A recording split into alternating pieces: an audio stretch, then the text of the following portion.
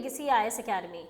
In today's video, we are bringing to you a very important update with respect to the new NCERT textbooks that have come up in the market, especially for the ones in class 7th and class 8th. So why is it so controversial as to what kind of history is portrayed by NCERT?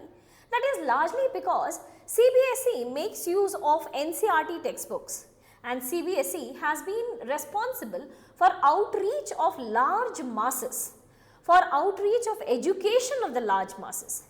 So that largely depends on what kind of history our kids are learning is actually what is portrayed by NCERT. So NCERT ultimately upholds the responsibility of what our future generations are going to look, or what are their projections, what are their interpretations of Indian history. But before we delve into what is in and what is out in the new NCERT textbooks, there is an important update with respect to the new batches that are starting up at Legacy IAS Academy. The new batches of Legacy IAS Academy are starting on 9th and 11th of August. And talking about some of the important features with respect to the classes at Legacy IAS Academy, it is of course the small batch size. The small batch size is very important if you are a very newbie to UPSC, because you have absolutely no idea and you have that perception of a vast syllabus. So slowly we are decoding the syllabus, breaking it down into smaller topics and building up a relationship between these topics so that you are able to remember things through a related information. Through a flow of information, connected flow of thoughts, there will be a mind map which will be created. That is one very important point. Because it is the small batch size, the faculties are also able to emphasize on what is important for the candidate. The faculty remembers every candidate by their names, and they are able to record and recollect what is the progress, what is the rate at which candidates are progressing. But despite of this, if the candidates wants to connect with the faculties to get their doubts clarified, for simple counseling, for mental coach itself, they can connect with the faculties or the mentors anytime. At the point the institute is open, and even beyond that through communications. Now additionally, as we discussed, that answers can also be evaluated. So there will be regular answer writing sessions with respect to the mains topic, and with respect to the prelims topic, there will be prelims related test. 4 to 5 tests per chapter will be conducted at the end of each chapter, so as to ensure that the candidates have a clarity in the concept of whatever has been taught in classes. So now, please don't wait, and you can call on the number that is mentioned below, that is 9606900004, or scan this QR code or click on the description box link which is mentioned in the description box below. Now moving on to the core part of our discussion, that is why NCERT. Most importantly, what is the news with respect to the new books that have come up in class 7th and class 8th with respect to NCERT. Before we delve into what are the new changes, let us talk about what has been the past. Up to class 6th, 7th and 8th, NCERTs used to go by history, geography and polity. So history textbooks used to be by the name of Our Past. In class 7th it used to be Our Past 1. Our Past 2 in class 6th it used to be Our Past 1. 7th used to be Our Past 2 and 8th used to be Our Past 3. And there was a clear-cut demarcation. The class 6th NCERT was largely with respect to ancient history, class 7th NCERT was largely with respect to the medieval history, and class 8th NCERT was largely with respect to the modern Indian history. So the demarcations with respect to whatever be the rulers in class 6 in ancient Indian history, whatever be the rulers, be it Indian rulers, foreign rulers, Hindu rulers, Muslim rulers, all the rulers were largely covered in class 7th. With respect to medieval Indian history, and British India and Portuguese India and all other countries that have tried to conquer, and how have they slowly moved out of the Indian territory, that was delved into in class 8th NCERT. But recently, what has happened is class 7th and class 8th NCERT there has been some new changes. Although these changes are not absolutely new, and it is a continuation of what happened during COVID. During COVID, some of the important chapters with respect to Mughals and Delhi Sultanate was removed. Whatever be the controversy, that we will be delving into little later, but as of now we are just dealing with what has been the past kind of history and what changes that NCERT is exhibiting in terms of the history textbooks of late. So talking about class 7th and 8th NCERT, the certain chapters with respect to Mughals and Delhi Sultanate during COVID times itself was removed. Although when the questions were asked from press that why has NCERT removed this, because it has a large outreach to educate many number of students. So why has NCERT taken this kind of step, wherein Mughals and Delhi Sultanate have been some of the important dynasties to determine the politics, the society, the economy of medieval Indian society. So to answer this question, NCERT had responded that we have not omitted these chapters, just the reiterations have been removed, the repetitions have been removed.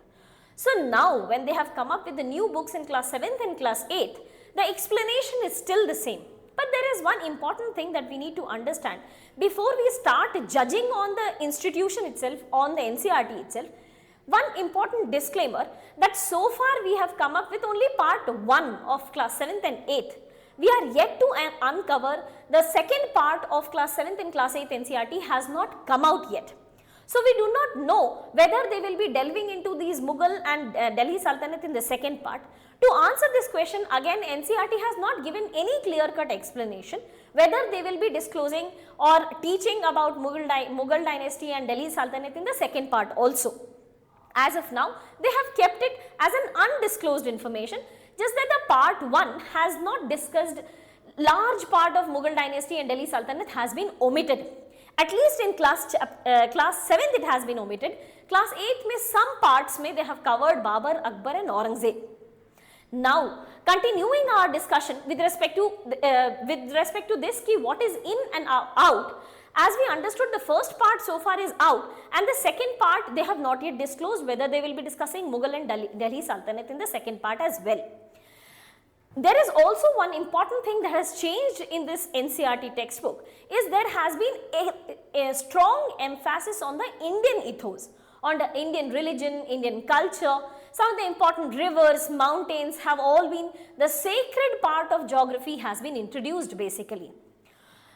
It is also one of the clarifications that have come from NCERT that as we discussed during COVID-19 also they have given the same explanation that just the iterations, repetitions have been removed. Now discussing what has been introduced newly in class 7th of NCERT and what has been removed out of class 7th NCERT. Moving on to this discussion, what is in? So talking about the chapter 8, this discusses the sacred part of geography, although the 7th NCERT discusses Indian geography also. So there is a separate 3 chapters allocated in the first unit. There are 3 chapters which is allocated to the name of geography, in which they are talking about the physical features, some of the important mountains, rivers, plateaus and all of the physical features and the climatic features of Indian geography. But additionally, they have also introduced a new unit, and under that new unit a single chapter has been introduced by the name Sacred Geography. In this chapter, they have discussed about 12 important Jyotirlingas, some of the important Shakti Peeth, Char Dham and the government initiative to promote pilgrimage based tourism in India. Now there is this thing to be emphasized that usually any kind of NCERT or any previous publications of NCERT has not spoken about single government. But this NCERT has largely discussed about the government initiatives post 2014. So that more inclines our entire discussion whether the NCERT is getting influenced by the government. Now talking about the Kumbh Mela, talking about this chapter, they have also discussed about the Kumbh Mela. Although they have discussed about some of the important religious meetings all across the country. For example, the 4 places at which Kumbh Mela is conducted has all been discussed. But they have not discussed some of the important stampedes that have taken at these religious sites. So this is how they have tried to emphasize on the Indian ethos. Although they have not only covered the Hinduism as religion, they have covered large part of the other religion. But the overall emphasis of sacred geography is largely on the Hindu majoritarian sect. So that questions the intent of NCERT, although we will re-emphasize this fact that there is a second part yet to be released. talking about some other chapters that have been newly introduced into class 7th NCERT is the Gupta era. If we talk about how has the Indian history been discussed in this book of class 7th NCERT, they have started discussing the entire Indian history from the Indus Valley civilization, the Mahajanpadas, and later on they have continued their discussions to the rise of various smaller kingdoms, then Mauryas, followed by Satavahanas, Kushans, Shakyas, Indo-Greeks and Chedi dynasty. So many intermediate dynasties have also been covered. Finally, they have concluded their discussion with the Gupta era. So as we look at this, the first part of this book, class 7th NCERT, has so far discussed about ancient Indian history itself.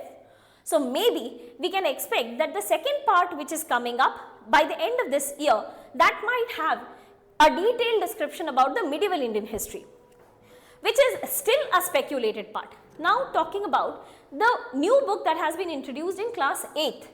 The new book that has been introduced in class 8 has largely omitted the entire Mughal rule. In entire Mughal rule, they have omitted the economic systems, the social systems, the political systems. So they have not described the Mansabdari system, the Jagirdari system, the Zamindari system has not been sufficiently emphasized. They have spoken about Akbar, they have spoken about Babur, they have spoken also about Aurangzeb. But if we talk about Akbar, they have described that he was brutal but at least tolerant to the religious minority communities of his time, or even in fact to Hinduism. For example, Akbar has been very prominently known to abolish jizya or the pilgrimage tax. But on the other hand, when they started writing about Aurangzeb, they have written that he was responsible for religious intolerance. He has been responsible for destruction of some important temples, which is true, definitely true. The NCERT also discusses the imposition of jizya introduced by Aurangzeb and the pilgrim tax on Hindus again introduced by Aurangzeb. So they have largely introduced the steps that have been taken by Aurangzeb in religious fanaticism, but they have not described some of the tolerant behaviors in detail with respect to Akbar, and they have spoken about how Babur has successfully conquered on the Indian territory. So how was Mughal rule introduced? That has been discussed in detail, but the social political systems, basically to understand the history of Mughal rule and the Delhi Sultanate, they have omitted that. Delhi Sultanate has largely been omitted entirely. Now, talking about what else has been moved out, the detailed account of Mughals and Delhi Sultanate, as we discussed, Mansabdari, Zamindari, Jagirdari systems, this has not been included. So finally, we come to this discussion that why is this behavior of NCERT speculated? This is speculated because it is considered as one of the steps of saffronization. One of the steps of saffronization, because Modi government for a very long period of time has been criticized for this fact that they have not sufficiently emphasized on the positive steps that have been taken by Muslim rulers in India. They have called that part of history as the dark history. And that is why they have tried to omit that region. It is that part of history. It is as answered by the Modi government and some of the important prominent leaders in the cabinet.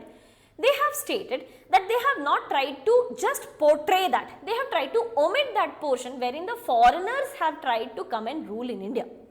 Although NCERT is a completely unbiased institution, and they have time and again tried to balance out various sections of society, the various religious communities, tribal societies, and even the vertical stratification of society.